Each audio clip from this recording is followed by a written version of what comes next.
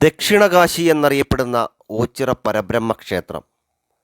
ഇവിടെ ക്ഷേത്രമുണ്ടോ എന്ന് ചോദിച്ചാൽ ക്ഷേത്രമില്ല. അമ്പലമില്ലാതെ ആൽത്തറയിൽ വാഴുന്ന ഓംകാരമൂർത്തി കുടികൊള്ളുന്ന കിഴക്കേ ആൽത്തറയും പടിഞ്ഞാറേ ആൽത്തറയും.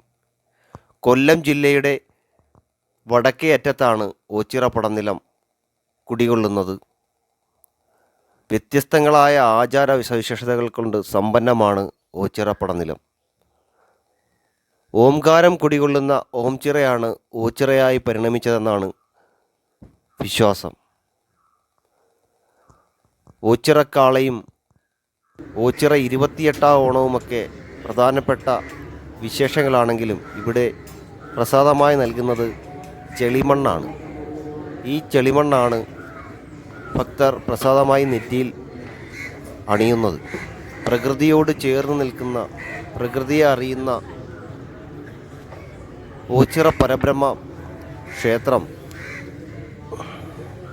നിരവധി ഭക്തരുടെ ആശ്രയ കേന്ദ്രം കൂടിയാണ്.